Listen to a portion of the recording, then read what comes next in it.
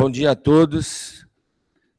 Sejam bem-vindos à reunião semanal da Urologia. Hoje nós teremos mais um Urologia Sem Fronteiras e teremos um convidado especial, que é o Dr. Márcio Averbeck, que vai nos falar sobre um questionário para avaliação do tratamento de Lutz HPB na parte final desta reunião. Inicialmente, nós vamos apresentar alguns casos e hoje quem será o apresentador é o Dr. Fábio Franco, que é nosso R5. Fábio, por favor, vamos começar. Bom dia a todos. Primeiramente, gostaria de convidar a todos a curtir e compartilhar nossas redes sociais. Bom, o primeiro caso é o AR, 55 anos, masculino. É um paciente que veio ao nosso ambulatório encaminhado devido ao aumento do PSA.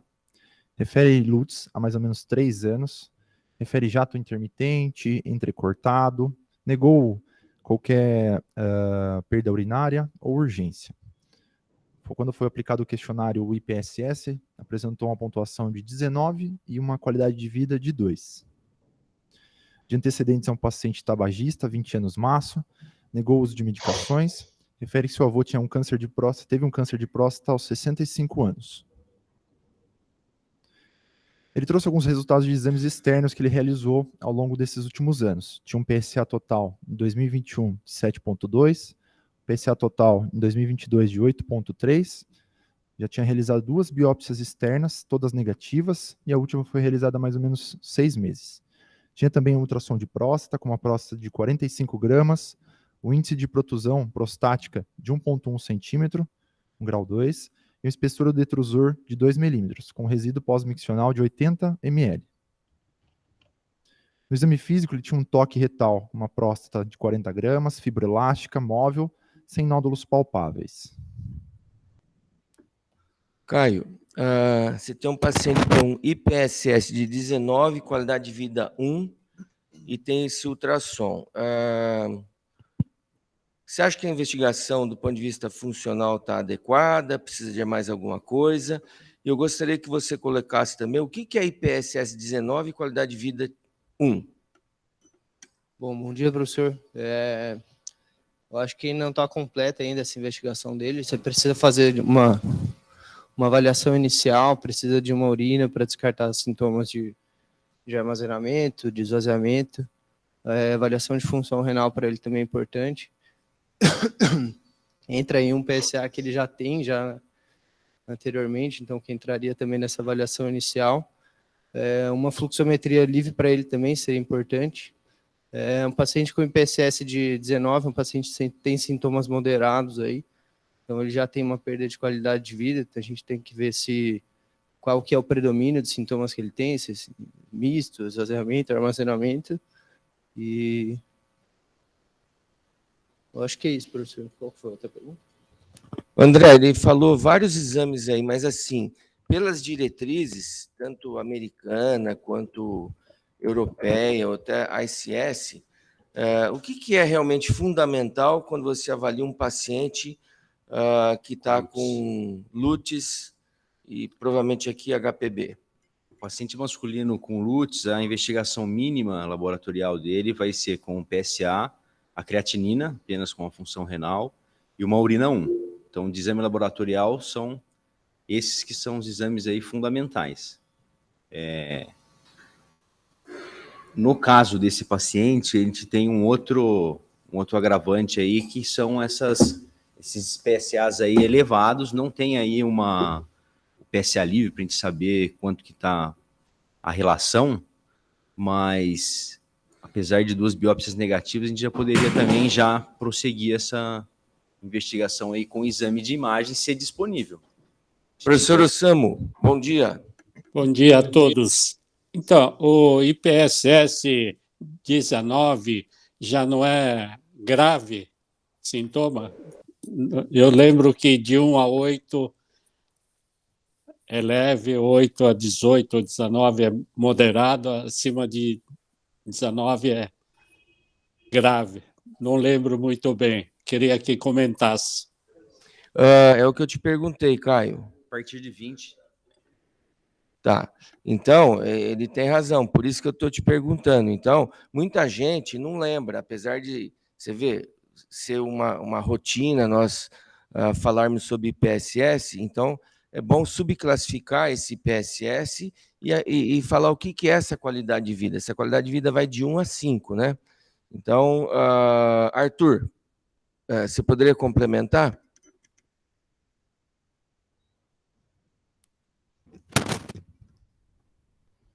É um paciente que ele já tem uma qualidade de vida bem comprometida, né? Por esses sintomas. Tem um IPSS já moderado, mas quase grave já.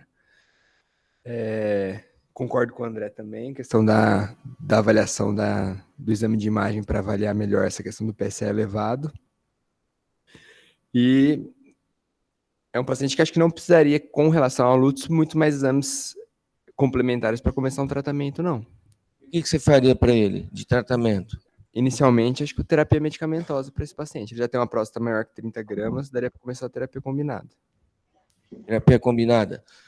Lucas, você concorda com o que o Arthur falou? Você entraria com terapia combinada? Você entraria com alfa-bloqueador? Qual que seria a sua conduta frente a esse caso? Oi, professor. Bom dia a todos.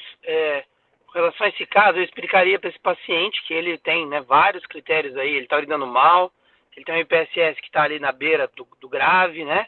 Ele tem um lobo mediano grande, então eu já ia explicar para ele que isso aí é um fator de pior prognóstico, de pior resposta ao tratamento clínico, e que ele tem um resíduo elevado, isso aí a longo prazo ele pode ter complicações, como infecções de repetição, cálculo vesical, então tem uma questão de orientar o paciente com relação à importância do tratamento, para ele também aderir ao tratamento. E aí, considerando que ele tem vários critérios aí de progressão de doença, né, de HPB, eu entraria com tratamento combinado.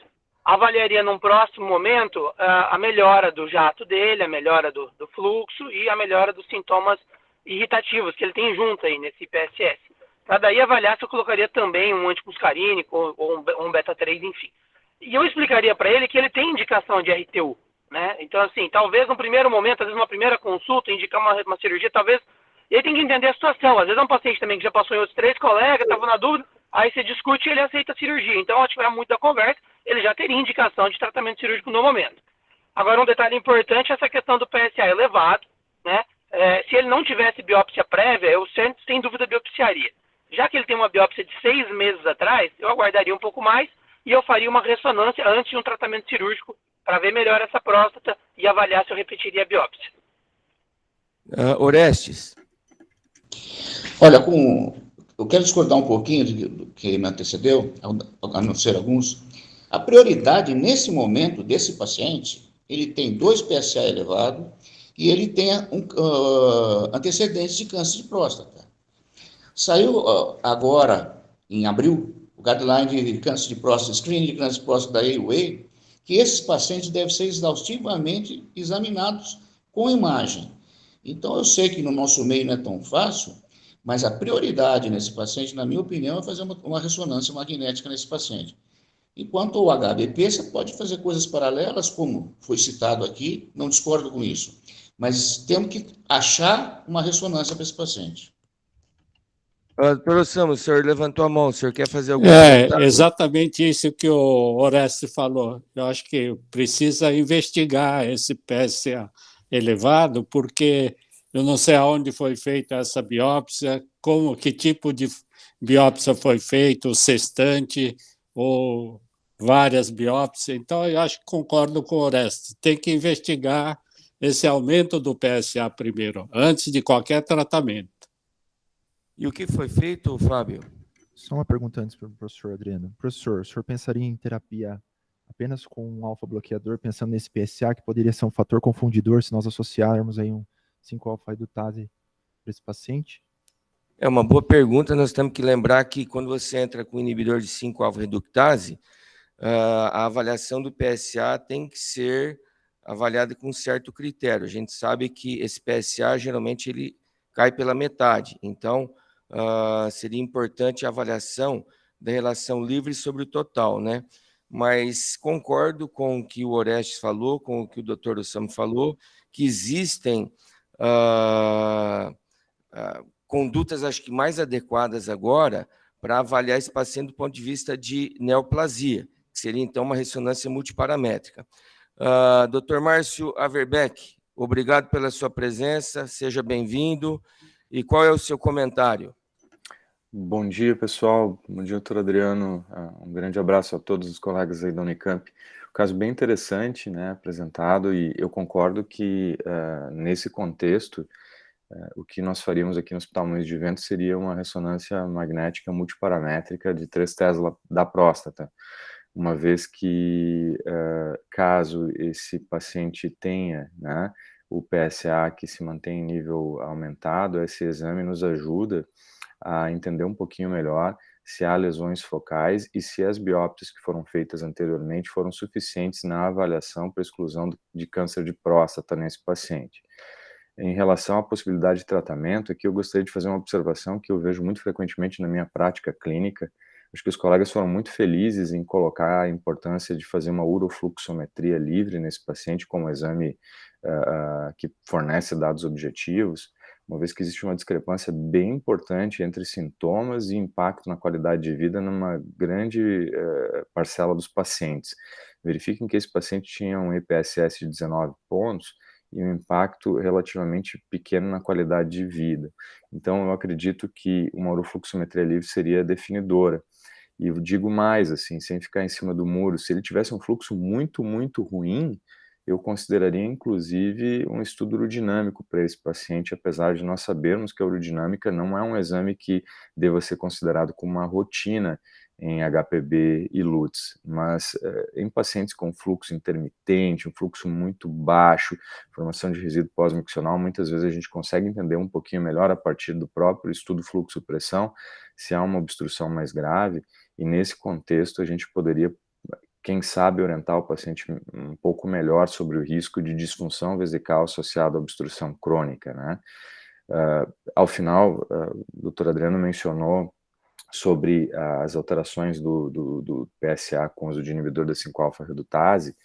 Esse é um paciente que sim, poderia ser candidato a usar a terapia combinada com inibidor da 5-alfa-redutase, e eu verifico na minha prática clínica, em especial, que para aqueles pacientes que vêm com uma ressonância multiparamétrica sugerindo doença benigna, por exemplo, um PIRADS 1 e 2, o próprio uso de inibidor de 5-alfa-redutase muitas vezes facilita muito a prática clínica, porque o paciente, do ponto de vista psicológico, se sente muito melhor com a queda do PSA total, né, que é algo que gera um certo estresse psicológico, ter esse aumento do PSA e ter histórico familiar de câncer de próstata.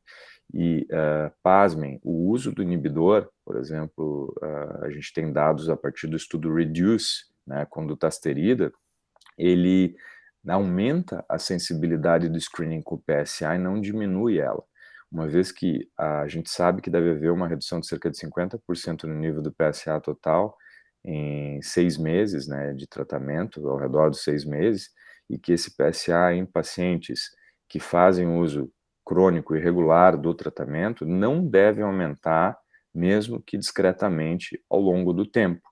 Então, qualquer aumento, mesmo que discreto, no nível do PSA num paciente que usa inibidor de 5-alfa-redutase deve ser visto como algo sugerindo a possibilidade de que o paciente não tenha somente aumento benigno, mas sim câncer de próstata, não é? Então, eu acho que são insights importantes para a nossa prática, né?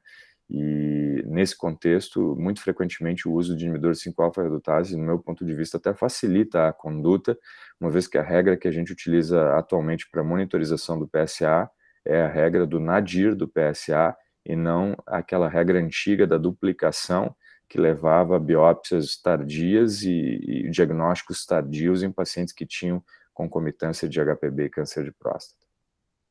Márcio, eu gostaria de aproveitar a sua experiência. E o IPSS e a pergunta de qualidade de vida, ela muda com a cultura do indivíduo? Por exemplo, latino ou então oriental? Olha, eu não saberia dizer, Adriano, se em relação a essa comparação específica muda, mas eu vejo que o nível educacional do paciente é algo que é bem importante também. Eu tenho pacientes que às vezes a gente recebe, aplica o IPSS, o paciente reclama que o jato não está tão forte, né? E aqui no Sul, o pessoal costuma falar frequentemente, olha, doutor, não dá mais para desenhar o nome na areia, né? Daí a gente acha que deve estar com o jato fraco, mas não atrapalha tanto, o paciente diz.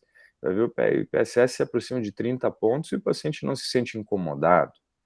Então, existe uma discrepância muito importante entre a gravidade dos sintomas e o impacto na qualidade de vida numa grande parcela dos pacientes.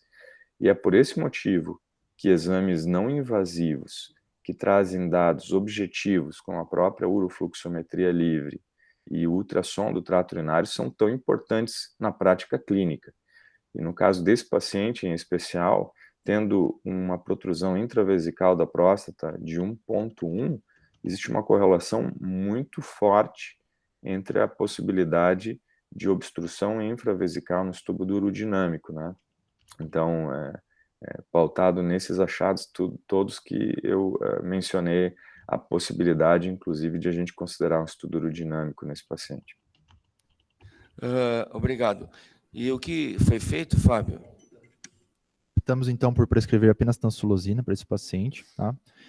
Foi solicitada a ressonância de próstata, exames, assim como o André comentou, e uma urofluxometria. Então, o paciente retorna para a gente após 3 meses, em uso correto da medicação, tá? Mantendo um IPSS de 17, uma queda pequena em relação ao anterior, e mantendo a qualidade de vida. E apresentou um episódio de retenção urinária aguda durante esse período, com necessidade de sondagem vesical de demora, mas foi possível fazer a retirada da sonda. Aqui está o exame de fluxo livre do paciente, tinha um fluxo máximo aí de 9, um resíduo pós-miccional de 60 ml, um volume urinário de 200. Nos exames, uma ureia de 38, uma creatinina de 1,12, PSA total de 9,1, o livre de 0,91, uma relação de 10%, urina 1, urocultura sem alterações. Cássio, um paciente com aumento benigno da próstata, com LUTS, IPSS inicial de 19, depois de 3 meses de tansulosina, caiu para 17, e ele tem esse PSA aí. Foi solicitada também essa ressonância. O que você faria? 55. O paciente é bem jovem, né?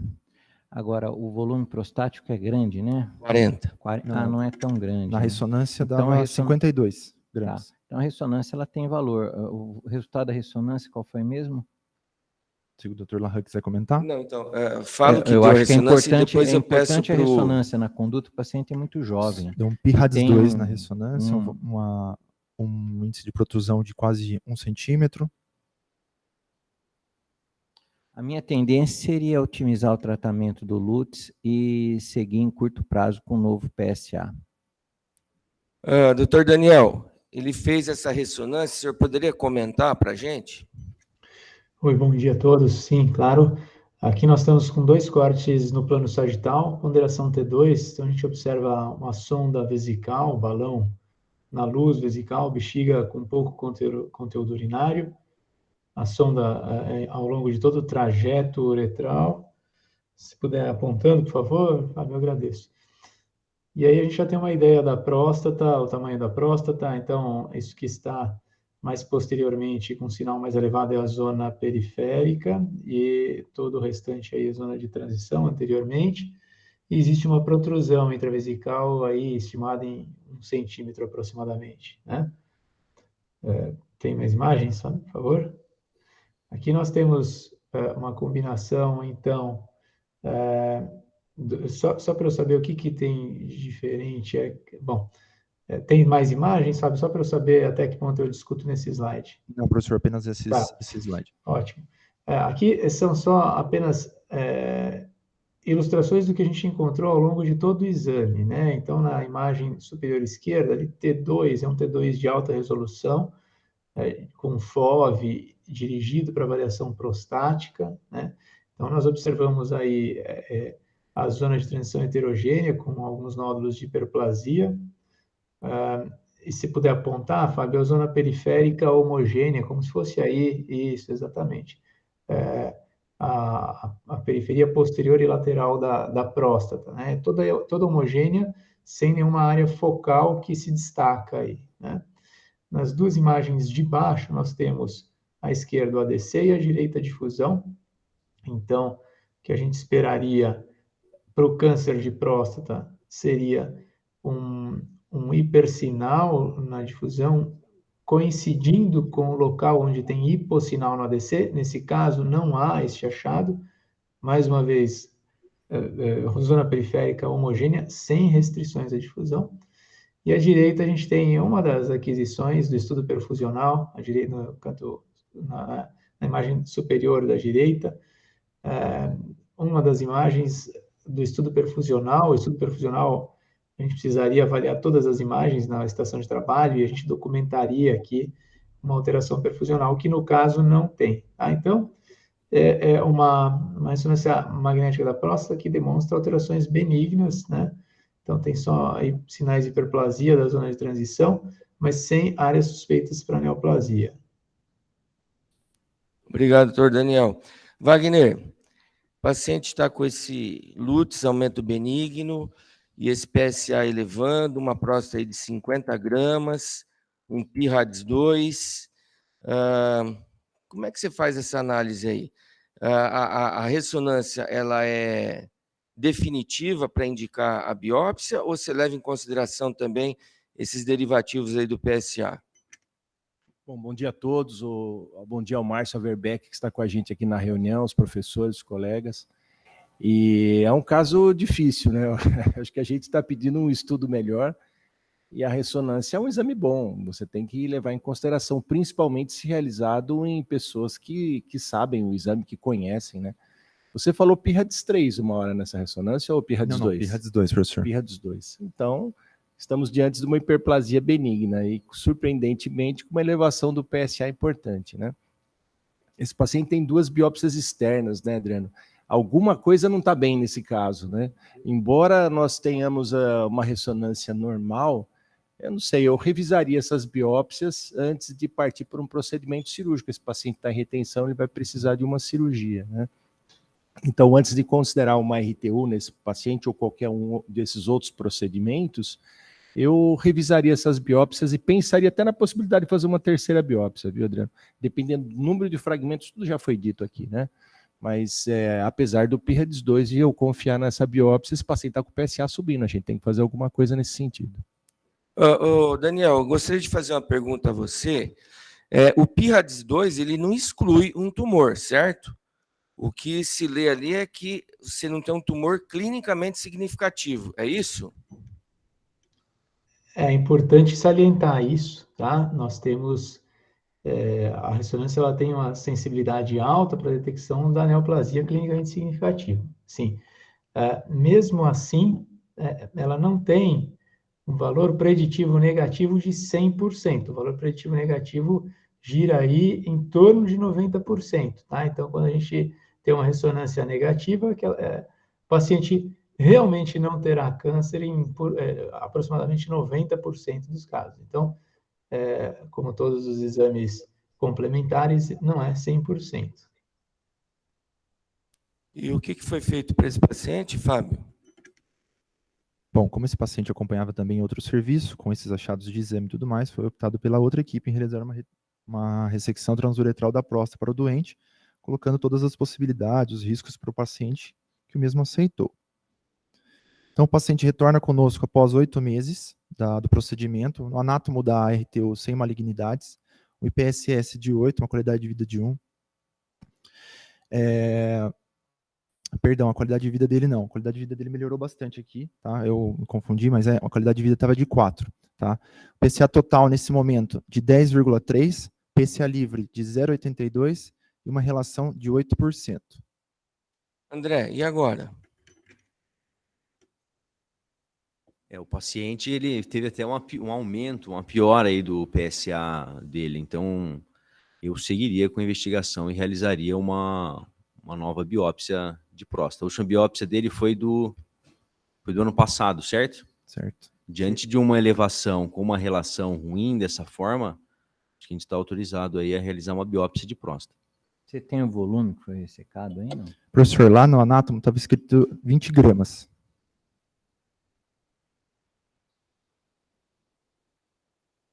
Wagner, você concorda? Você vê, você tem uma uma ressonância PIRADS2, esse PSA elevando, o que você faria? Você faria alguma coisa diferente? Repetiria a ressonância? Faria, Adriano. Tá esquisito, eu faria toda a investigação, pensaria até fazer uma biópsia de novo aqui dentro da Unicamp, talvez alguma coisa tenha passado desapercebida nesse paciente. A gente já tem um estudo mostrando isso, que mesmo a biópsia feita dentro da Unicamp, você incorre em erros. Então, imagina uma biópsia que é feita externamente, né? Então, tomaria todo o cuidado, faria, se possível, uma ressonância de novo, tentaria localizar alguma região de novo, e, se possível, uma biópsia com fusão, né? Que tem se mostrado melhor em alguns estudos. Esse paciente merece isso, o PSA dele está subindo, a gente tem que fazer alguma coisa. Eu continuaria a investigação nesse paciente. Ô Daniel, você fazia uma biópsia com fusão, mas num PIRADS2, como é que seria isso daí? Tem alguma área suspeita quando você tem um PIRADS2 para tentar ver se você tem um tumor nessa próstata aí? Não, como a ressonância foi negativa, né, nós não temos um alvo, né, uma área focal que deva ser guiada de alguma forma, e no caso, o melhor método seria realmente uma biópsia por fusão, mas nesse caso a gente não tem uma área focal, um alvo detectado pela ressonância, né? Então, acabaria caindo, né, mesmo que se fizesse uma biópsia por fusão, acabaria caindo na biópsia sistemática, né? A amostragem de todas as regiões prostáticas. Adriano, só uma colocação. A gente fala muito dos métodos novos, né? Biópsia de fusão, cognitiva, mas tem a biópsia de saturação também, né? Que muitas vezes é válida. Biópsia de saturação, para quem não se lembra ou não viveu esse momento, é fazer mais biópsias nesse paciente, né? Aleatoriamente, buscando um tumor aí. Doutor Samo. Esse anátomo patológico foi feito aí na Unicamp ou... Não, professor, os anátomos patológicos foram externos. Porque lembrar que também a atrofia prostática pode aumentar o PSA. Ok. Agora, ô Daniel, deixa eu te perguntar uma coisa. Quanto tempo depois você pode pedir uma ressonância num paciente que fez uma RTU de próstata? Não existe um número que seja consenso. O que a gente recomenda é esperar aí entre 4 e 6 semanas para que resolva o processo inflamatório, todo aquele conteúdo hemático que eventualmente podem ser fatores confusionais aí, né, que a gente pode obscurecer ou dificultar a detecção de lesões prostáticas, né? É claro que depende muito ali da ansiedade, né, do paciente, mas a gente procura esperar entre 4 e 6 semanas em geral. Obrigado. E o que foi feito, Fábio? Bom, nesse momento optamos por realizar uma biópsia de próstata aqui no nosso serviço. O doutor Athanasi poderia comentar?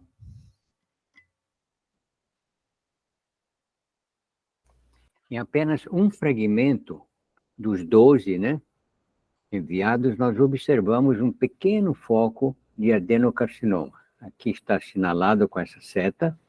Vamos ver em detalhe no próximo.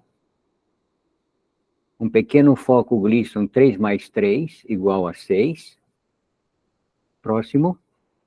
De modo que o resultado, então, da biópsia, observa, então, que sem particularidades, nos 11 fragmentos, apenas nesse fragmento L5, que seria o medial lateral direito, né?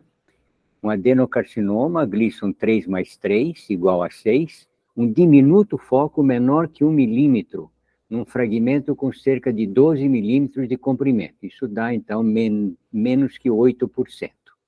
E sempre nós acompanhamos com a nota, né, neste caso, se o estádio clínico for T1C, a densidade do PSA favorável, há critérios de baixo risco para carcinoma ser clinicamente significante de acordo com os critérios de Epstein. Obrigado, professor. E agora, Wagner, ajudou ou atrapalhou? Não, sem sombra de dúvida ajudou. A gente sabe o que esse paciente tem, achamos um tumor nele, então as condutas agora mudam, né? Você está liberado a indicar uma prostatectomia radical para esse paciente, embora você possa fazer um segmento vigiado, uma vigilância ativa. Os dois estão corretos, é um paciente jovem, tem que conversar muito bem com esse paciente. Mas esse paciente tem uma coisa que é meio chata aí, que não bate, é esse PSA. Então, se você levar os principais protocolos de segmento vigiado, esse PSA está um pouquinho acima em termos de densidade. Então a conversa tem que ser nesse sentido. Em termos histopatológico, histopatológico e radiológico, você pode acompanhar esse paciente. Mas em termos de PSA, você fica meio assim.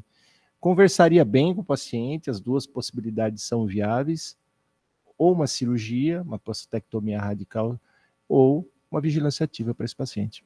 Ah, mas você, o que você... Ele vai perguntar para você, doutor, se fosse em você, o que você faria?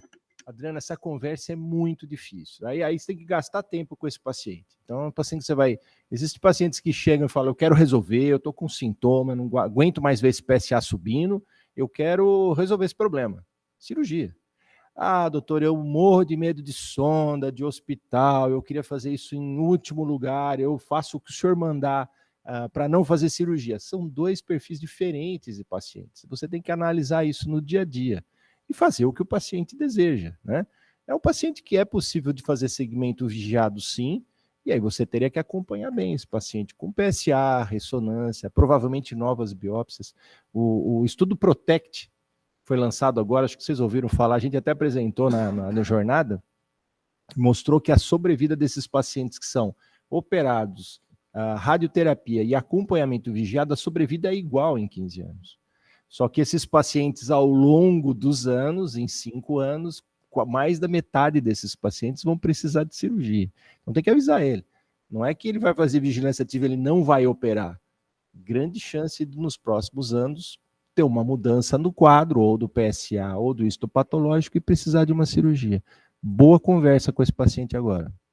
Cássio, o fato dele ter sido submetido a uma RTU de próstata interfere na continência dele, se porventura ele fizer uma prostatectomia radical? Eu acho que muito pouco, viu, Adriano? Eu ficaria mais preocupado se ele tivesse feito um ROLEP, por exemplo. Mas uma RTU com retirada de 20 gramas, um universo aí de 50, eu acho que não.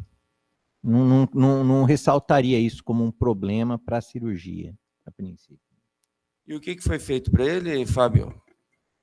Bom, assim como o Dr. Wagner comentou, foi conversado com esse paciente, foi gastado um bom tempo com esse paciente, e o mesmo muito ansioso devido ao avô já ter tido um câncer de próstata, ter presenciado aí, acompanhado esse avô, ficou muito ansioso, então ele optou por realizar a prostatectomia radical videolaparoscópica. Orestes. Atanásio, dos critérios de Epstein, só a densidade que não está batendo, que tiraria maior que 15. Você acha que isso impede a vigilância, acompanhamento vigiado? O PSA também está um pouquinho assim, o professor está acima de 10 também, mas assim, pequeno. Não, eu quis dizer o seguinte, que ele tem um nódulo positivo com menos de 50%, pequeno de 1 centímetro. A única coisa que contemplaria o critério de Epstein, que a densidade é maior que 15. A minha pergunta para todos aí, que isso impediria vigilância, acompanhamento vigiado?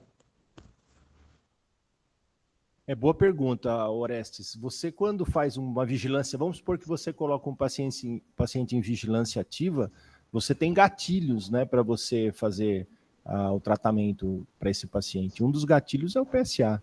Então, é uma das indicações, sim, para esse paciente optar por cirurgia.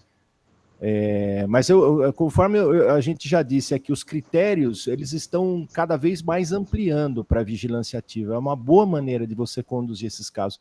Tanto é que você está fazendo para Gleason 3.4, que é um intermediário favorável. Então, depende, tem vários protocolos. Tem protocolos que seguem mesmo com PSA um pouco mais alto, mas soa ruim nesse paciente, né? Você tem que ficar mais atento. Provavelmente vai precisar uma biópsia num curto espaço de tempo. Doutor Samu.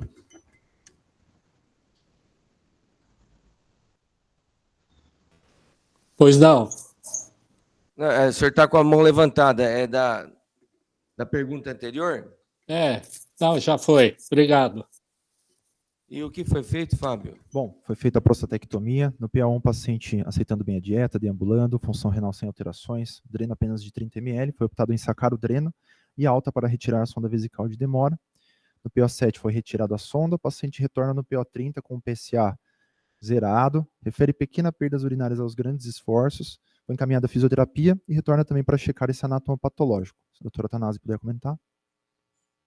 Bom, agora a prostatectomia radical, novamente um adenocarcinoma, Gleason 3+3, em 3 pequenos focos da direita e um à esquerda no terço apical da próstata.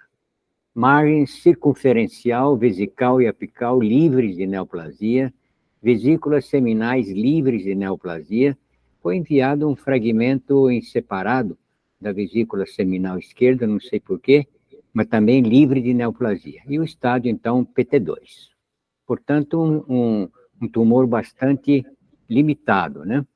Aqui apenas para ilustrar, um dos pequenos focos, a seta está mostrando os ácidos neoplásicos, e eu acho que o próximo um detalhe, apenas para mostrar, então, a característica dos ácidos neoplásicos. Portanto, um tumor bastante limitado, né? Na prostatectomia radical, com margens livres e confinado à próstata. Tem o PSA pós-operatório, Fábio? Eu coloquei aqui, professor, PSA zerado. O Cássio, ele tem essa incontinência ou grandes esforços, mas aqui é uma fisioterapia, aguardar, ele acaba evoluindo bem, né?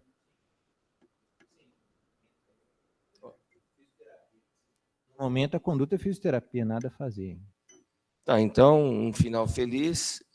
E do ponto de vista de ereção? Então, professor, a gente vai questionar mais nas próximas consultas. No momento, o paciente refere que não teve ereções, não teve relação sexual ainda. Próximo caso? Bom, próximo caso. Paciente CO, 62 anos, masculino. Ele comparece para o check-up urológico, referindo jato fraco e intermitência. Negou perdas urinárias. De antecedentes, é hipertenso, em uso de losartana, 50 mg uma vez ao dia, sedentário, pouco ativo sexualmente. Eu até ia perguntar para o doutor Adriano, o senhor sempre questiona a questão de atividade sexual dos pacientes, apesar do viés de andrologia? Então, aí tem o meu viés de andrologia, então eu acabo sempre perguntando. Mas eu acho que não é a prática diária do urologista de uma maneira geral. Ô Márcio, você poderia comentar essa pergunta que o Fábio fez, por favor? Bom, eu acho que é uma questão bem relevante. Eu acho que depende, né, Adriano? Às vezes na consulta na sexta-feira de tarde, o último paciente, né, vem com lútis e às vezes a gente pergunta da função sexual, ele já tem uma disfunção ejaculatória, uma dor ejaculatória, é o último paciente do dia, aquela lei de Murphy, né? Tô brincando aqui. Mas, do ponto de vista epidemiológico, sim, é importante perguntar. Eu acredito que a ocorrência de disfunção sexual, ela impacta a nossa decisão terapêutica.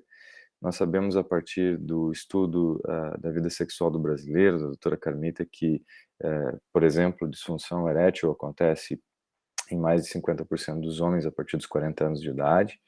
Então, eu acredito que seria muito importante perguntar, até porque hoje em dia nós temos a disfunção sexual como um dos marcadores de doença cardiovascular. Nós temos síndrome metabólica como algo que acontece em muitos pacientes sedentários, que vivem uma vida muito atribulada, com compromissos de trabalho, e de acordo com os dados apresentados no último congresso da UA lá em Chicago, pelo professor Klaus Rohrborn, a atividade física moderada, intensa, poderia evitar o desenvolvimento, por exemplo, de sintomas do trato urinário inferior secundários a HPB, poderia evitar o desenvolvimento de HPB, seria importante do ponto de vista cardiovascular e seguramente muito importante para a saúde sexual.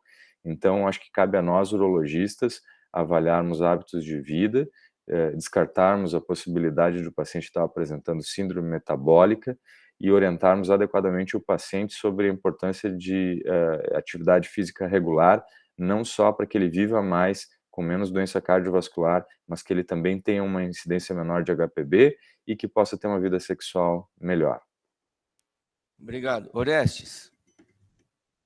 Eu queria dar minha opinião, Adriano, pela pergunta do Fábio. Paciente de aproximadamente 60 anos, quando a disfunção erétil é importante, ele fala.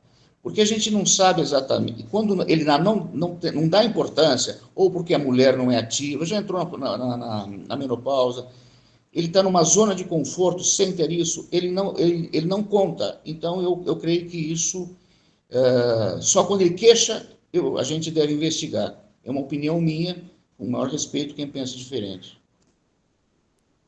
E continua, Fábio.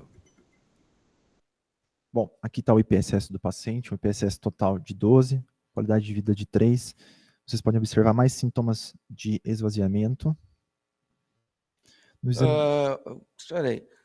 Ô, Caio, agora um IPSS de 12 e uma qualidade de vida de 3. Quer dizer, aquele de 19 tinha qualidade de vida de 3, esse com 12, qualidade de vida de 3. O que será que importa aqui? Será que ele tem mais nictúria? O que é que leva o indivíduo a ter uma qualidade de vida pior? Não, professor, eu acho que a qualidade de vida também é algo mais subjetivo. O paciente, ele vai se importar, ainda que ele seja menos sintomático, isso pode ter maior impacto sobre as atividades dele no cotidiano, levantar à noite para ir ao banheiro. E o IPSS é algo mais objetivo, que você consegue enumerar quantas vezes ele precisa ir acordar, enfim.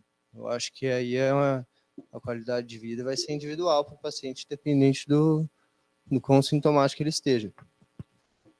Márcio, tem o estudo Lutz Brasil, que foi feito pelo Soller, e que ele elencava ali os principais sintomas que seriam piores para esse paciente. O que você tem a dizer sobre isso?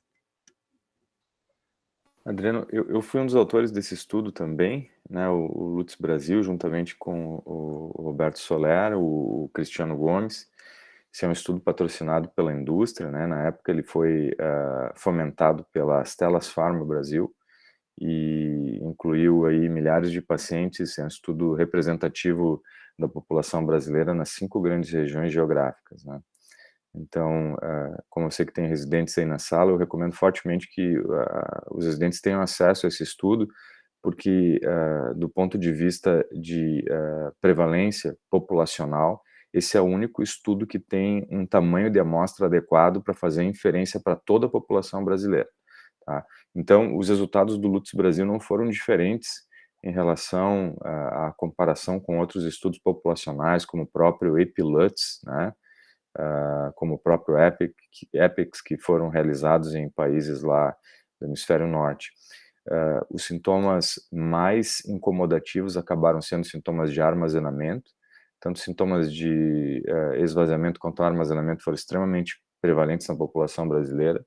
Nos chamou muito a atenção que, considerando o questionário OABV8, que estava embutido nas questões que foram aplicadas aos moradores, aos cidadãos brasileiros que participaram na pesquisa, considerando um score de 8 pontos, que seria o ponto de corte para sintomas de bexiga hiperativa, né, nós teríamos uma prevalência estimada de sintomas de bexiga hiperativa em 25% dos cidadãos brasileiros com idade superior ou igual a 40 anos. Significa dizer que 1 em cada 4 brasileiros com idade superior ou igual a 40 anos apresentava sintomas de bexiga hiperativa, e nos chama muita atenção que esses pacientes muitas vezes não procuram consulta. Eu levantei a mão aqui porque a questão de qualidade de vida do IPSS às vezes é um pouco tricky, assim. Na maior parte dos questionários que eu tenho acesso, quanto menor é o score ali, a semelhança do que acontece das questões de 1 a 7 do IPSS, melhora a qualidade de vida. Porque a pergunta de qualidade de vida seria assim: se você tivesse que viver a vida toda com os sintomas que você tem hoje, como você se sentiria? Né? E daí coloca lá 1, muito satisfeito, e 5, muito insatisfeito, digamos assim. Tem algumas variações e às vezes os questionários trazem justamente ao contrário. Então eu assumo que 1 aqui era uma qualidade, um impacto na qualidade de vida ruim, e 5 é um impacto na qualidade de vida muito ruim. Eu não sei se aqui o questionário que foi utilizado é justamente isso, né? É isso? Como você se sentiria se você não tivesse que viver? 5 seria, digamos assim, unhappy. Então, ao contrário do primeiro caso, esse paciente tinha um impacto mais importante na qualidade de vida. Por isso que a gente mencionou anteriormente que tem aquela discrepância, né? Um paciente tinha um IPSS de 19 pontos, ele se sentia muito feliz com a condição dele, se foi esse o questionário que foi aplicado, né?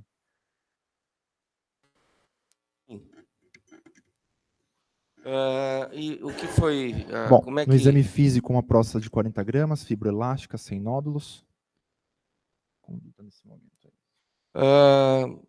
E agora, André, o que você faria com esse paciente?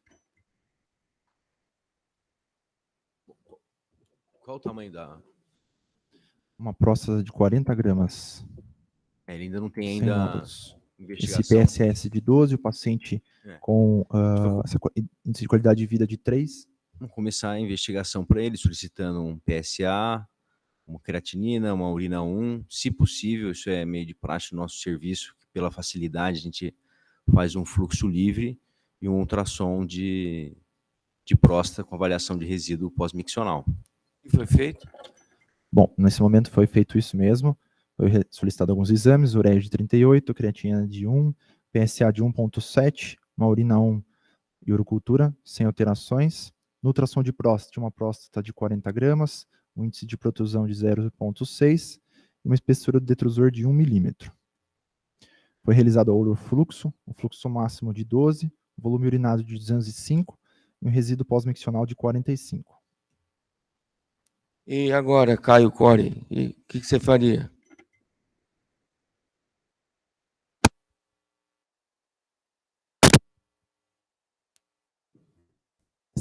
anos.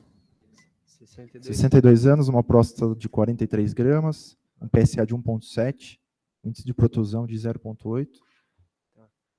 Ele tem fator de progressão. Eu acho que daria para começar com alfa-bloqueador, ver como é que ele responde, mas ele tem um PSA maior que 1.5. Então, já considera que ele é um paciente que já tem maior chance de falhar. Então, você estaria autorizado a começar a terapia combinada, mas acho que por hora eu começaria com alfa-bloqueador inicialmente. Mas por quê? Porque é um paciente que está limítrofe ali, ele tem 1.7 de PSA, uma próstata perto de 40 gramas, eu acho que valeria a pena tentar. Até por conta os pacientes, eles acabam muitas vezes queixando de disfunção erétil, o inibidor da 5-alfa, então acho que valeria a pena só começar com alfa-bloqueador. O Cássio, você também iria com alfa? Seria de combinada? O que você faria para esse paciente? Num caso como esse, eu concordaria com o Caio. Eu começaria com alfa-bloqueador, sabendo do risco de não responder, e colocaria para o doente a possibilidade de ter que progredir isso, dependendo do resultado, mas daria uma chance para ele, pelo menos. Ô, Márcio, você queria fazer um contraponto? Você entraria com a combinada já, nesse momento, para esse paciente? É uma pergunta interessante aqui, e os objetivos do tratamento são completamente distintos, né? Se a gente utiliza um inibidor da 5-alfa-redutase em combinação com alfa-bloqueador, esse é um tratamento que pode mudar a história natural da doença e diminuir o risco desse paciente apresentar mau prognóstico no futuro em relação à ocorrência de retenção urinária aguda ou necessidade de cirurgia para HPB. Se a gente usa um alfa-bloqueador em monoterapia, nós estamos tratando sintomaticamente o paciente, sem alterar de maneira significativa as pressões dentro da bexiga durante a fase de esvaziamento. E num paciente que tem fator de risco para progressão, como é esse paciente, se a gente for discutir os critérios aí, os pontos de corte da EUA e da EAU, que eles são um pouquinho distintos, a EAU coloca como um ponto de corte para ofertar o tratamento combinado como primeira linha, um volume prostático de 40 centímetros cúbicos e um PSA de 1.5. O critério da EUA é um pouquinho mais liberal, é a partir de 30 centímetros cúbicos e um PSA de 1.5. Eu, particularmente na minha prática, eu acabo utilizando mais frequentemente o critério da EAU, porque eu vejo que muitos pacientes que eu atendo têm volume prostático entre 30 e 40 gramas, e se a gente fosse considerar única e exclusivamente esse critério, teria que prescrever tratamento combinado para todo mundo, e eu acho que essa não é a grande questão aqui. Eu acho que é importante avaliar qual que é o número de fatores de risco para progressão e, na minha prática, quanto maior o número de fatores de risco, maior a chance de eu iniciar um tratamento que pode alterar a história natural da doença, que é o uso do inibidor da 5-alfa-redutase. Existe um estigma muito grande, né, sobre o uso de inibidor de 5-alfa-redutase e a possibilidade de disfunção sexual, uma vez que nos estudos pivotais, os eventos sexuais adversos, em especial disfunção erétil, que foi o evento sexual adverso mais frequente, foram os principais eventos adversos relatados pelos pacientes. O grande problema é que, por exemplo, se a gente vai falar em estudo pivotal, o COMBAT, ele não tinha como desfecho primário função sexual. O que a gente avaliava no COMBAT era desfechos primários compostos em 2 e 4 anos, que incluíam IPSS e risco de progressão em mais longo prazo, não é? Então, em vários centros aqui no Brasil, foram incluídos pacientes do estudo COMBAT. E quando o paciente chegava e relatava disfunção sexual, cabia ao examinador, ao pesquisador, estratificar entre disfunção ejaculatória, disfunção erétil, disfunção de libido, outra disfunção. E não havia um questionário validado que permitisse fazer isso de maneira sistemática. Então, a gente pode colocar aqui que, de alguma forma, há vieses tanto de aferição, né, na avaliação do impacto de evento sexual adverso em estudo pivotal, como o COMBAT, que não havia um questionário validado para tal, e também uma desconsideração em relação à prevalência basal de disfunção sexual, uma vez que a gente não sabia isso na inclusão do estudo, não é? Então, de maneira prática, 9% dos pacientes no COMBAT apresentaram disfunção erétil, que foi o evento sexual adverso mais prevalente. Mais recentemente, em 2018, num estudo europeu e australiano, que foi o primeiro estudo clínico randomizado, duplo cego, a avaliar o impacto da terapia combinada com tansulosina e dutasterida em homens sexualmente ativos e com fatores de risco para progressão, critérios de inclusão muito semelhantes ao estudo COMBAT, se verificou que em 12 meses de tratamento, na comparação com o placebo, o tratamento combinado com dutasterida e tansulosina não foi diferente no que tange a função erétil.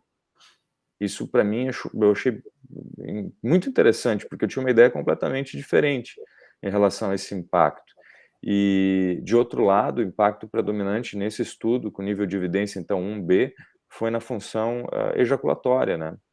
Uma vez que o volume do ejaculado impacta na aferição do questionário MS-HQ na função ejaculatória.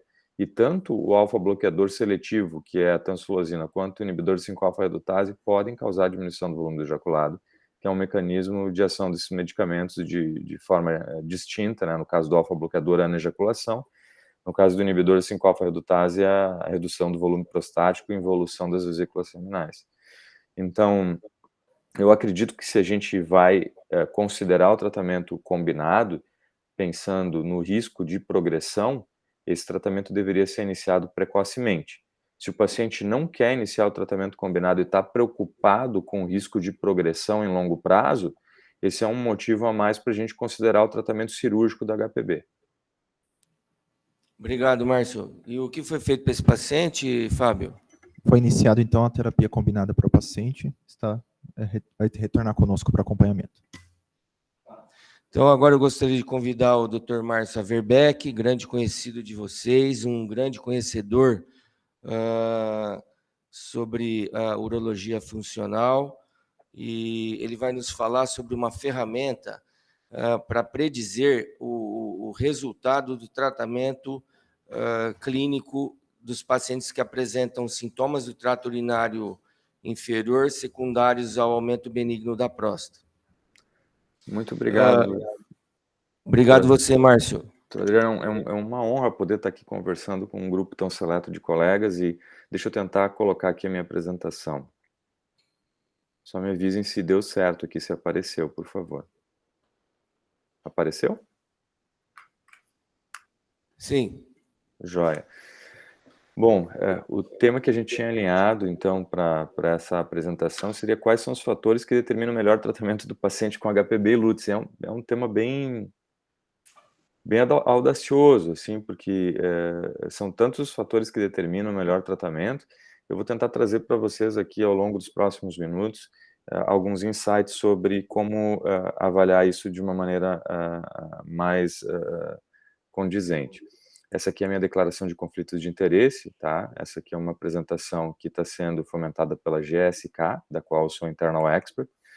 Eu acho que eu conheço todos os senhores e eu gostaria de me apresentar à residência. Eu acho que talvez eu não conheça todos os médicos residentes aí da Unicamp, em especial dos primeiros anos. Eu sou médico urologista, trabalho no Hospital Moinhos de Vento, em Porto Alegre, e me dedico à urologia funcional aí há mais de uma década. Eu fui fellow da IAU, na unidade de neurologia lá em Innsbruck, onde eu fui recebido pelo professor Helmut Madersbacher, e desde que eu voltei para o Brasil, me dedico exclusivamente à urologia funcional, neurologia. Eu vou começar essa apresentação com um caso que eu atendi no meu consultório há algum tempo, um paciente de 73 anos que veio do interior do Rio Grande do Sul, que estava em retenção urinária. Ele foi encaminhado para eu fazer um estudo urodinâmico nele, já tinha histórico pregresso de sintomas urinários há muitos anos, fez uso de alfa-bloqueador há mais de 10 anos, teve uma indicação cirúrgica e não aceitou essa possibilidade fazia 5 anos. No toque ele tinha um volume prostático aumentado, uma próstata sem nódulos, tinha comorbidades irrelevantes e descompensadas há muitos anos, como, por exemplo, um diabetes mellitus e hipotireoidismo. A gente fez a urodinâmica dele, o paciente não conseguiu urinar, não desencadeou contração detrusora efetiva durante as tentativas de micção, somente valsalva. Eu orientei ele sobre cateterismo intermitente inicialmente, uma vez que a gente considerou que ele estava em retenção crônica, ele foi fazer o treinamento em cateterismo, não gostou, consultou com outro colega do grupo que acabou fazendo uma RTU de próstata, tentou tirar a sonda, não deu certo, virou aquela novela mexicana, né, que muitas vezes o paciente não tem bons resultados, né.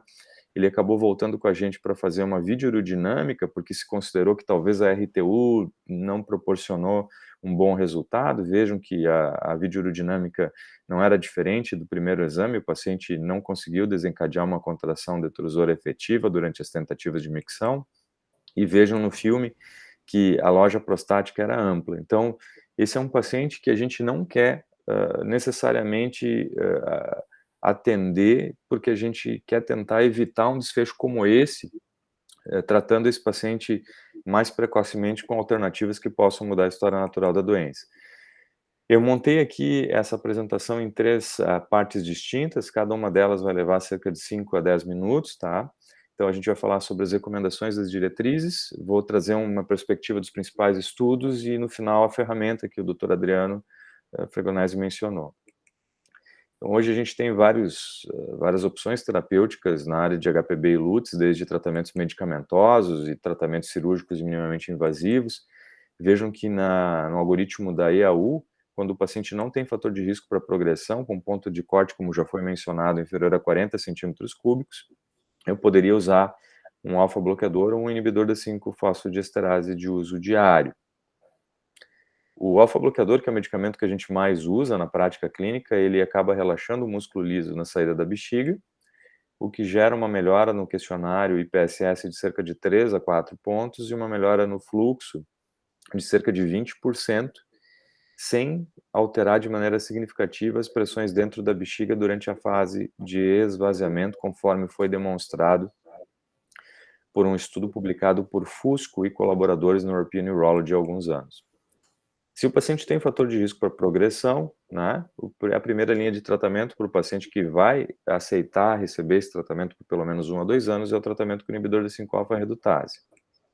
Nós temos inibidores de primeira e segunda gerações, né, no caso, finasterida e dutasterida, respectivamente, que vão reduzir o volume prostático em cerca de 30% ao longo de 6 a 12 meses de tratamento, que impacta a história natural da doença, e o que fez com que as diretrizes internacionais trouxessem esse tratamento com a primeira linha de maneira muito consistente, como vocês podem ver aqui nesse gráfico. Eu gostaria de trazer um túnel do tempo, falando um pouquinho de passado, para a gente entender um pouco melhor os estudos pivotais. Dentre eles, nós temos o MTOPS e o COMBAT, que eu vou mencionar rapidamente. MTOPS é um acrônimo para Medical Therapy of Prostatic Symptoms. É um estudo que tinha um braço placebo, acompanhou os pacientes ao longo de 5 anos, e o principal resultado desse estudo em termos de braço placebo foi detectar quais eram os fatores de risco independentes para a progressão desses pacientes, em mais de 700 pacientes que não receberam terapias ativas. E aqui a gente tem nessa tabela os fatores de risco que eu tenho certeza que os senhores todos conhecem muito bem e que estão listados nas diretrizes internacionais. O estudo COMBAT, ele somente incluiu homens com fatores de risco para progressão, que foram acompanhados ao longo de 4 anos, e esse estudo demonstrou que o tratamento combinado com dutasterida e tansulosina foi superior às monoterapias. Na comparação com a monoterapia com tansulosina, já a partir do mês 9, o tratamento combinado foi superior e se manteve assim ao longo de 4 anos, mas também foi superior na melhora do fluxo urinário e na redução de eventos de progressão, como claramente fica verificado aqui na comparação com a monoterapia com tansulosina, com uma redução de risco relativo de 65,8% para retenção e necessidade de cirurgia. Mais recentemente, houve a publicação do estudo Early versus Delayed, né, com 2 publicações em 2019 e 2020, que foi um estudo clínico simulado, levando em consideração dados de mais de 10 mil pacientes, que foram incluídos em 6 estudos pivotais. E esse estudo mostrou que quando a gente inicia o tratamento combinado desde o momento 0 ou dentro de 1 a 3 meses após a prescrição inicial da terapia com alfa-bloqueador, uma grande chance existe em 4 anos de segmento de o paciente apresentar uma redução do IPSS superior ou igual a 25%. Se a gente prescreve tansulosina para o paciente com um fator de risco para progressão e espera 6, 12 ou 24 meses para trazer o tratamento combinado para esse paciente, parte do efeito benéfico que o inibidor da 5-alfa-redutase poderia trazer é perdido em longo prazo. Mais recentemente, essa segunda publicação do protocolo Early versus Delayed avaliou a incidência cumulativa de eventos de progressão e claramente demonstrou que quando o paciente recebe o tratamento combinado mais tardiamente, existe um risco aumentado de eventos de progressão na comparação com pacientes que recebem a terapia mais precocemente. Verifiquem aqui nesse segundo gráfico, que é diferente, em gráfico de colunas, que claramente a gente consegue ver que há um aumento significativo dos eventos de progressão quando a gente atrasa o tratamento por 6 ou mais meses, nesses pacientes que têm fatores de risco para progressão. Então, a gente sabe muitas coisas sobre o tratamento medicamentoso em homens com HPB e LUTS. E quando a gente fala que o estudo COMBAT demonstrou que o tratamento combinado era melhor, a gente considera a média dos pacientes incluídos no estudo COMBAT, que tinham todos esses fatores aqui listados no slide, né? Uma idade média de 66 anos, um volume prostático médio de 54 centímetros cúbicos e assim por diante. Mas a gente não sabia até há pouco tempo como avaliar, desculpem, a magnitude da interação desses fatores para determinar o risco individual de progressão do paciente. E é por isso que eu gostaria de trazer aqui na linha do tempo o que a gente tem hoje, que é esse estudo que foi publicado no European Urology no ano passado, que é uma das 7 revistas de mais alto impacto hoje na urologia internacional, faz parte da umbrella da Associação Europeia de Urologia. E a semelhança do que foi feito em outras áreas, esse é um estudo de modelagem preditiva. Verifiquem que em outras áreas, sub-áreas da medicina, isso já é feito muito frequentemente. E nós avaliamos os dados de estudos de registro da dutasterida, que tinham segmento em até 2 anos e tinham placebo, e também do estudo COMBAT, para avaliar qual era a interação desses fatores de risco para a progressão, e com grupos de epidemiologistas lá do Reino Unido, nós podemos formatar vários modelos preditivos de acordo com diretrizes sobre como fazer esse estudo de modelagem e aprendemos algumas coisas bem interessantes. Por exemplo, em relação ao IPSS, o principal fator que determina a resposta do paciente ao tratamento é o IPSS basal. Quer dizer, quanto maior o IPSS, mais alta a pontuação, maior vai ser a magnitude de efeito dos tratamentos que a gente vai iniciar para o paciente. Em relação ao risco de retenção urinária aguda ou necessidade de cirurgia, os 3 principais fatores que impactaram o que vai acontecer individualmente com o paciente foram o próprio volume prostático, o fluxo máximo e o resíduo pós-miccional. E a publicação traz um nomograma. Eu acho que todos nós urologistas estamos acostumados com nomogramas. Isso me lembra do próprio nomograma de Parkins, sobre o risco de progressão livre de recorrência do PSA em pacientes com câncer de próstata, né? Então, na publicação original, caso vocês tenham interesse, está lá um nomograma, e aqui está uma forma de avaliar qual que é a redução do IPSS num paciente de 70 anos com um IPSS basal de 19 pontos e que recebe o tratamento combinado ao longo de 4 anos. Então, aqui, para esse perfil com volume prostático de 60 centímetros cúbicos, a gente tem uma redução de 8 pontos no IPSS ao longo desse período de tempo. Contudo, usar nomograma não é uma coisa tão fácil, ainda mais quando a gente tem um modelo que leva em consideração 2 desfechos, que é o próprio IPSS e os fatores, a ocorrência de fatores de progressão. Então, como tem 4 grupos de tratamento, que incluem placebo, tansulosina, dutasterida e tratamento combinado para esses 2 desfechos, a gente precisaria de 8 nomogramas para conseguir trazer esses resultados à tona. E nesse contexto a gente contou com o apoio da GSK para a confecção de uma ferramenta online, que na realidade é uma página na internet, que se chama bphtool.com. Caso os senhores queiram pegar o telefone, usar a câmera e mirar contra esse QR Code que está aqui na tela, vocês vão poder abrir diretamente no browser a ferramenta, né? Que facilita a visualização dos resultados do estudo. Então eu trouxe aqui para vocês um vídeo da ferramenta, que a gente tem a página que é bphtool.com. Como vocês podem ver aqui no lado esquerdo, a gente tem todos os fatores aqui para progressão, a idade, IPSS, volume da próstata, resíduo, fluxo máximo, PSA e uso ou não de alfa-bloqueadores nos últimos 12 meses. Se a gente clica em resultados, 2 gráficos vão abrir na tela.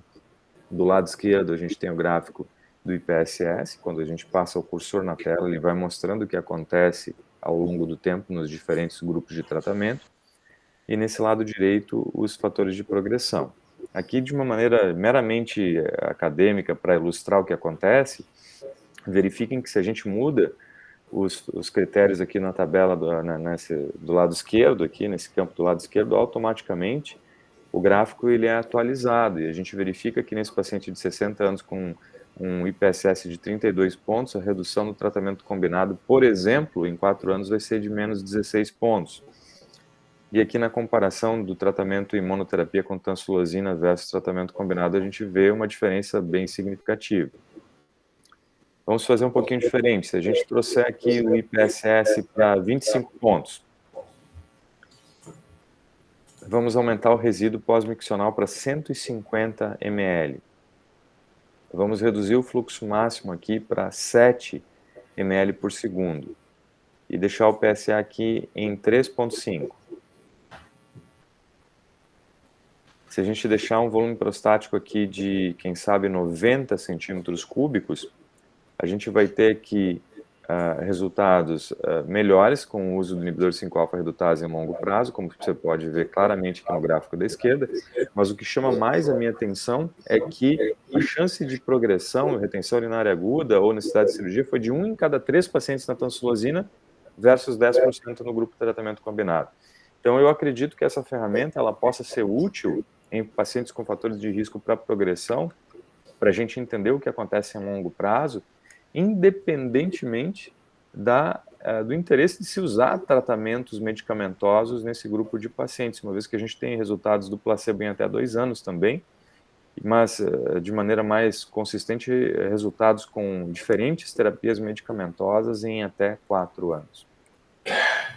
Como mensagens para levar para casa, a gente sempre deve levar em consideração, e também considerando o primeiro caso aqui que eu apresentei para vocês no início da apresentação, que a disfunção vesical secundária HPB pode acontecer em alguns pacientes, que muito provavelmente pacientes com início de sintomas em idade mais precoce, pacientes com sintomas mais graves e pacientes com comorbidades relevantes, como o próprio diabetes descompensado, têm uma chance maior de apresentar eventos de progressão e disfunção vesical secundária HPB.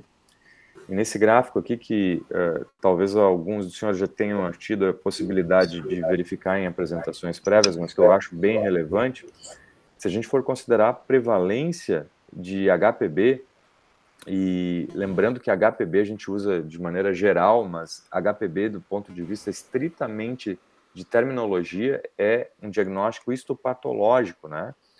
Então, HPB é muito prevalente. Se todos nós, homens, fôssemos viver 100 anos, provavelmente em algum grau, todos nós teríamos aumento ou hiperplasia prostática benigna. Sintomas do trato urinário inferior são muito prevalentes ao longo da vida, tem uma prevalência que aumenta com a idade, mas não tem uma prevalência tão alta quanto o diagnóstico histopatológico de HPB. O aumento benigno da próstata também tem um aumento com a idade, mas os sintomas do trato urinário inferior têm uma relevância maior, porque são inespecíficos. Então, quando o paciente tem lútis, ele pode ter lútis não porque tem HPB, mas porque pode ter bexiga hiperativa, poliúria noturna, comorbidades descompensadas. Obstrução prostática benigna acontece em uma parcela dos pacientes que têm aumento benigno da próstata e é um diagnóstico urodinâmico. É um número de Abrams-Griffith superior a 40, de acordo com o estudo fluxo-pressão.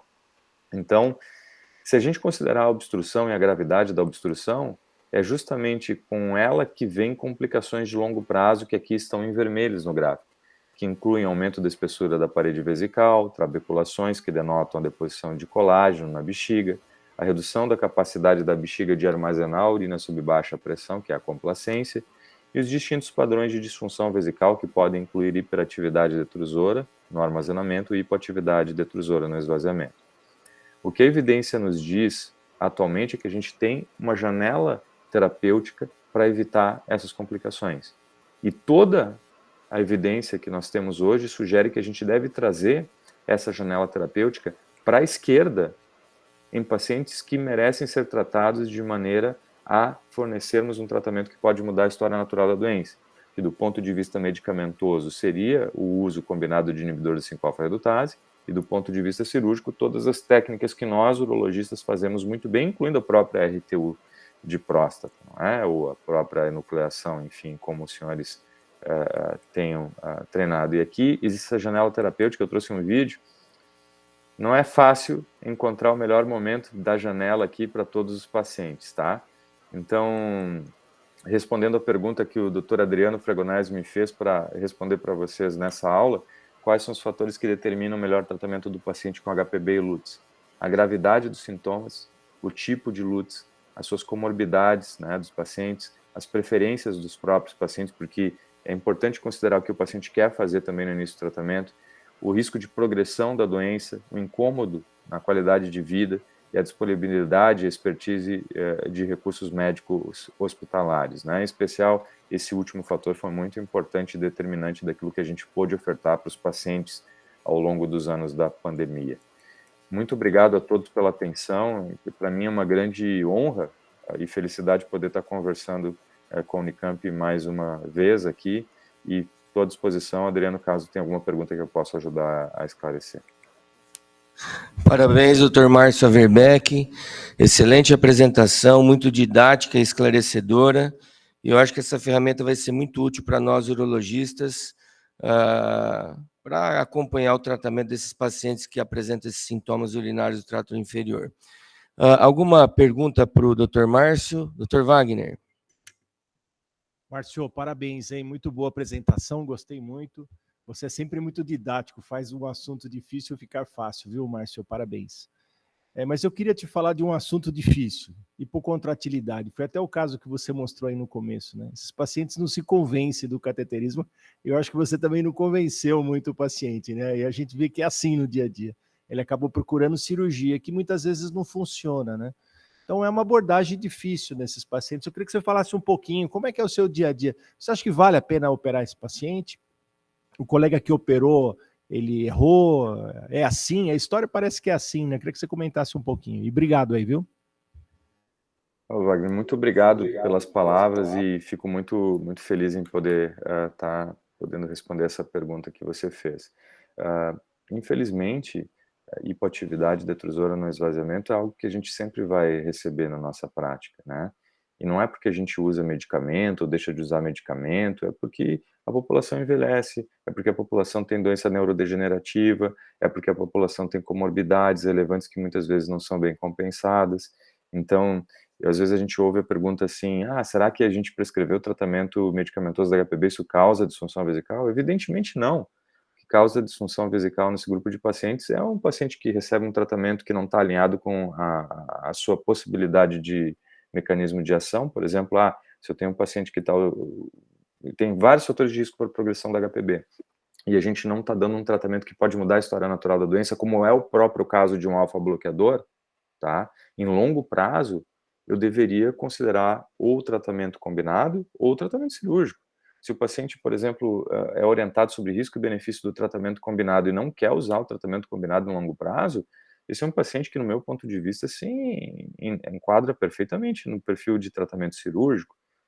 Infelizmente, a gente não tem outras opções de tratamento que não o uso de inibidor da 5-alfa-redutase que possa alterar o risco de progressão em longo prazo. E lembrem sempre que um paciente que tem fatores de risco para progressão e que recebe tratamento puramente sintomático, como é o caso de um alfa-bloqueador, ele vai ter uma taxa de crescimento prostático que é pelo menos 2 a 3 vezes maior do que a taxa de crescimento prostático em geral na população. Então, a taxa de crescimento prostático em um paciente com fator de risco de progressão é cerca de 5% ao ano, ao contrário da taxa habitual, que é 1 a 2% ao ano em pacientes não necessariamente com fatores de risco para progressão. Respondendo a sua pergunta, eu acho que se o paciente já apresenta fator de risco, ou melhor, já apresenta um diagnóstico firmado de hipoatividade detrusora, e a gente vai ter que considerar uma conduta, é importante que o paciente saiba que a gente não vai poder prometer resultado, tá? Atualmente tem uma tendência da gente considerar a possibilidade de enucleação endoscópica da próstata para esses pacientes. Eu não saberia dizer para vocês, tá? Pautado em literatura, pautado em nível de evidência, pautado em medicina baseada em evidências, se para todos os pacientes com hipoatividade detrusora fazer uma enucleação endoscópica vai ser muito diferente de eu fazer uma boa RTU de próstata. Tá? Eu sei que isso pode parecer um pouco controverso o que eu estou dizendo, mas a gente não tem estudos de boa qualidade realizados e com segmento de longo prazo para dizer que a nossa boa e velha RTU é muito ruim para esse grupo de pacientes. Excelente. Então existe um lobby, um marketing muito grande hoje em dia que nos força a considerarmos as técnicas de enucleação para pacientes com disfunção contrátil da bexiga, mas na realidade o que a gente tem de literatura hoje são evidências muito restritas. A gente teve a possibilidade de conversar no AUA com a professora Amy Cranbeck, que é tida hoje como uma das principais referências em HoLEP no mundo, e ela tem um estudo que traz pacientes com hipoatividade detrusora, comparando os resultados em pacientes sem hipoatividade detrusora, e o número de pacientes com hipoatividade ou com acontratilidade era tipo 9, 7 pacientes, era um estudo assim anedótico. Tá? Bom, voltando à pergunta que o Dr. Wagner fez, eu acho que a gente deveria, para o paciente que já tem evidências claras de disfunção vesical secundária HPB, parar de dar tratamento medicamentoso e indicar o tratamento cirúrgico não com o intuito de reverter essa disfunção, mas para congelar o processo. Porque, no meu ponto de vista, se o paciente apresentou uma hipoatividade detrusora secundária à obstrução crônica, é porque eu perdi o timing de indicar o tratamento cirúrgico mais precocemente. E se eu perdi o timing, é porque eu não avaliei esse paciente do jeito que deveria ser avaliado em longo prazo, com medidas objetivas que eu deveria ter avaliado em longo prazo. Então, a disfunção secundária à obstrução crônica, ela não é causada pelo uso de medicamentos. Ela é causada por um desalinhamento na frequência de exames objetivos que deveriam nos dar fundamento para que a gente seguisse adiante no plano terapêutico do paciente, em longo prazo. Então, a minha tendência é indicar tratamento cirúrgico. Eu acho que para o paciente que a gente trouxe inicialmente, como ele estava em retenção crônica e eu ofertei para ele o nosso treinamento com a nossa enfermeira estomaterapeuta lá do Moinhos, ele ficou muito chateado comigo porque ele não queria de jeito nenhum fazer cateterismo intermitente e, infelizmente, Wagner, não tenho, digamos assim, uma receita de bolo para a gente resolver esse problema, porque o paciente não quer fazer o cateterismo. Em especial, o paciente sem doença neurológica, ele não quer fazer o cateterismo, não é? Então, talvez, se a gente começa dizendo para o paciente que vai ser 2 vezes ao dia, mesmo sabendo que tem que ser mais frequentemente, para o paciente iniciar a rotina do cateterismo, saber que isso talvez seja uma coisa temporária, isso poderia ter sido uma conduta bem apropriada. Mas do ponto de vista prático, como o paciente voltou no meu consultório muito chateado comigo, eu acabei encaminhando para um colega que acabou operando o paciente, fazendo uma RTU muito bem feita, aliás, e o paciente permaneceu em retenção. Então, esse paciente está sendo avaliado hoje para verificar a possibilidade de neuromodulação sacral, não é? Uma vez que a gente considera que ele esteja desobstruído, porque ele foi operado por um colega que sabia fazer muito bem feita uma RTU, e a gente tem exame de imagem, no caso uma videoaerodinâmica, mostrando uma loja prostática ampla. Evidentemente, aqui a gente poderia sempre considerar, por que não fez uma nucleação endoscópica da próstata, né? Será que a nucleação seria melhor? Será que não vale a pena agora tentar fazer uma nucleação para tirar mais tecido prostático, para ver se o paciente vai melhorar ou não vai melhorar e tal? Eu acho que são discussões válidas, eu não tenho necessariamente uma opinião formada sobre se deveria ser feito uma nucleação nesse contexto, muito difícil avaliar assim, o perfil de risco e benefício. Chama muito atenção um grupo lá de Milão, na Itália, que trouxe um abstract do congresso da UA desse ano, o Capogrosso é o nome do colega que trabalha com Montorsi, e esse colega mostrou que, se eu não me engano, em um mês, 65% dos pacientes no grupo deles, que tinha mais de 1.400 ROLEPs, apresentaram incontinência urinária nesse segmento de 1 a 3 meses. E isso gera uma ansiedade bem grande para o paciente, mesmo sabendo que a grande maioria desses pacientes vai apresentar uma melhora espontânea no primeiro ano. E isso gera ansiedade, né, e um risco inerente de judicialização também. Mas eu acho que, olhando retrospectivamente, esse paciente que eu apresentei deveria ter sido tratado cirurgicamente mais precocemente. Se a gente tivesse um cirurgião com expertise em enucleação, a gente poderia ter considerado, nesse primeiro momento, uma enucleação endoscópica da próstata. Uma vez que ele fez uma RTU e foi operado por um colega com uma experiência muito boa em RTU, acredito que foi feita uma boa cirurgia, e eu estou considerando para esse paciente neuromodulação sacral, sem poder prometer para o paciente que necessariamente a neuromodulação sacral vai ser uma panaceia e vai fazer esse paciente urinar de novo. Nas minhas mãos é 50-50, tem pacientes que evoluem bem, tem pacientes que evoluem mal com o teste da neuromodulação sacral nesse contexto, e infelizmente nós não temos medicamentos que fazem a bexiga voltar a contrair em 2023, que é uma necessidade não encontrada do ponto de vista urológico para o tratamento desses pacientes. Parabéns, Márcio. Tem uma última questão, que é do professor Cássio, ele vai comentar com você. Márcio, parabéns pela aula, maravilhoso. O que eu ia perguntar para você, no fim você já acabou comentando sobre essa indicação de se neuromodular esse tipo de paciente, que cada vez é mais frequente na nossa prática, né? O paciente com detrusor hipoativo aí, no esvaziamento. E se você usa algum tipo de preditor para isso, ou o preditor é a fase de teste com bom resultado e acabou, se você se baseia em mais alguma coisa para indicar ou não, porque é um tratamento de alto custo, existem barreiras de acesso a ele, e eu queria saber como você está se comportando nessas indicações. Bom, professor Cássio, obrigado pela pergunta, e realmente é uma questão complicada em função dos custos do tratamento.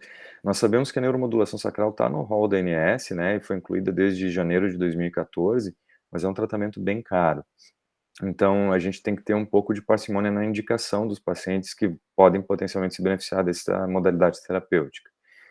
A fase de teste é o principal preditor para que a gente possa selecionar pacientes que sejam responsivos. E do ponto de vista prático, em geral, para as diferentes indicações de neuromodulação sacral, não há fatores clínicos confiáveis para que a gente possa predizer de maneira segura se o paciente vai ser responsivo ou não. Por isso que a fase de teste é fundamental.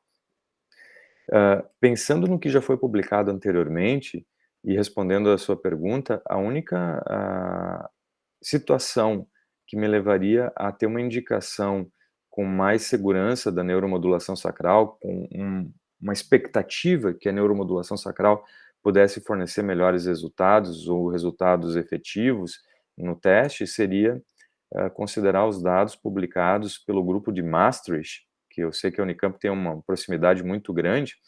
Então, frequentemente a Desiree Vregens, que trabalha com o professor Gomert, apresenta dados do uso da urodinâmica ambulatorial para verificar se, utilizando o dispositivo ao longo de algumas horas ou até um dia, se durante aquele período das 24 horas ou com um teste de urodinâmica ambulatorial de até 2 horas, o paciente apresenta durante as tentativas de micção contrações detrusoras, esses pacientes apresentam melhores resultados da neuromodulação sacral para a indicação de retenção urinária crônica não obstrutiva. Infelizmente, eu não disponho aqui em Porto Alegre de urodinâmica ambulatorial e eu não saberia dizer se a gente tem uma companhia que produz equipamentos registrados pela Anvisa que a gente possa considerar nos dias de hoje. Eu não sei se as nossas companhias nacionais estão comercializando esse tipo de equipamento, né? Eu sei que o equipamento que nós temos no Moinhos é Labore, e a Labore tem alguns equipamentos registrados no Brasil, mas eu acho que a urodinâmica ambulatorial não tem o seu registro aqui, ou pelo menos não tem sido feita de maneira rotineira nos diferentes serviços acadêmicos. Então, complementando a resposta, se eu tivesse um paciente que tem uma espessura da parede vesical muito aumentada, que tem uma citoscopia com trabeculações grosseiras, que eu imagino que houve uma substituição completa do músculo liso, detrusor, por colágeno e um dano miogênico predominante, não faz sentido eu indicar neuromodulação sacral, porque ninguém vai fazer esse paciente urinar novamente. Infelizmente, às vezes a gente fica em dúvida, né, Cássio, sobre qual paciente que tem um dano miogênico mais completo ou não, mas eu te diria que eu não esperaria uma boa resposta num paciente que tem uma espessura muito grande do detrusor ou trabeculações grosseiras, em especial se não há demonstração de contrações involuntárias. De outro lado, é importante lembrar que a ecografia já foi correlacionada em relação a dano miogênico também em pacientes com retenção urinária crônica não obstrutiva, com um ponto de corte de um volume residual superior a 300 e poucos ml e uma espessura do detrusor, não a espessura da parede vesical, mas do detrusor inferior a 1 milímetro, isso se correlacionando com o diagnóstico urodinâmico de hipoatividade detrusora. Então, não tomem isso como uma regra geral, que a espessura da parede vesical necessariamente é um critério de mau prognóstico, porque em estudos pregressos, em especial lá realizados pelo Matthias Elke e pelo grupo colaborativo com Maastricht, uma espessura do detrusor inferior a 1 milímetro com um volume residual elevado tiveram uma boa correlação com hipoatividade detrusora.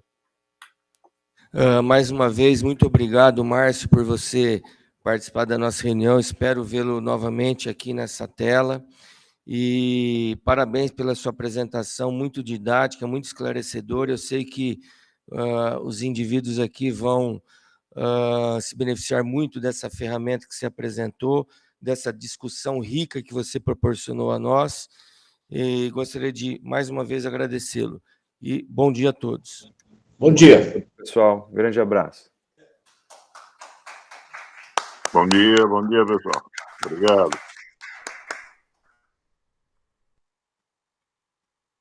Café de máquina.